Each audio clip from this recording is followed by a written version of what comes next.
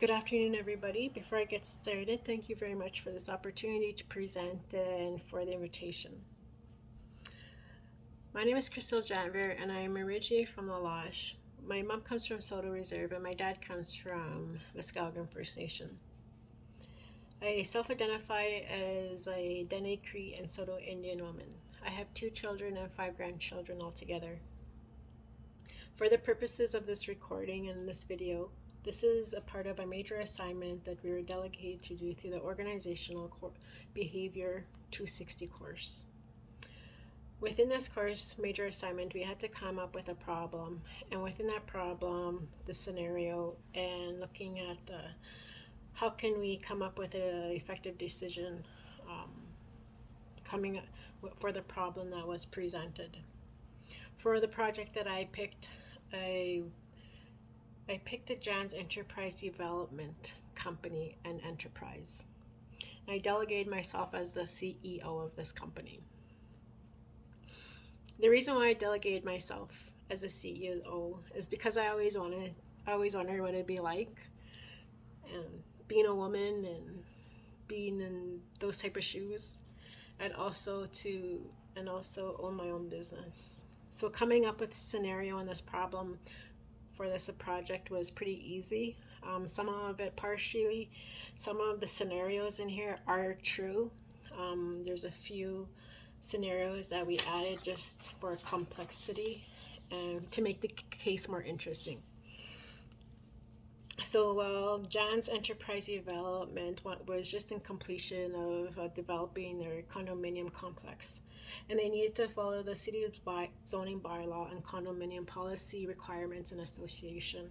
Prior to increasing any type of fees, they needed to incorporate a board of directors for the condominium itself. And so while they're constructing and putting together the feasibility, putting together the board of directors, at the same time, as a CEO, I delegated the property manager to do a feasibility study on the property. That way we can identify, looking at some short-term and long-term indicators as the condominium continues to expand. And eventually, I did want to sell this company off, but I just wanted to see the financial projections and within this area.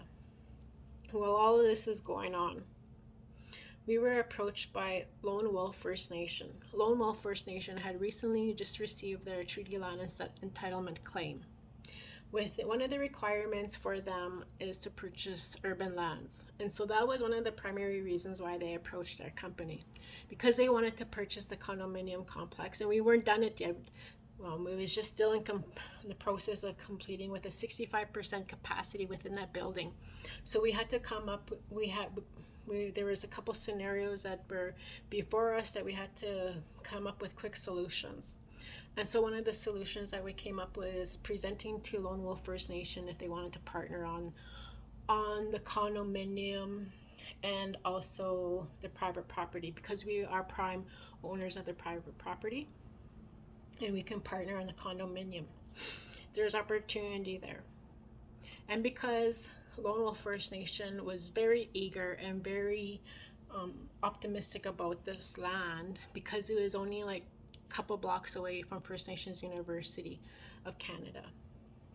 The benefits of Lone Wolf First Nation purchasing and partnering is being able to target their own target membership and encourage home ownership, and also support their own students and with childcare. That was one of the other plans that actually came out of this project. Was Lone Wolf First Nation will be constructing their own daycare right next door. And because of our negotiation skills and because of our area of expertise within the construction industry, there's an opportunity for us as Jan's Enterprise Development to bid on that construction of the daycare. And so we use the rational decision making process, the 6 stages, there is a lot of individualism in our company. We employ 40 people approximately. We delegated the property manager to do the feasibility study for the market value projections for our long-term planning. And then also, within our company, we were able to come up with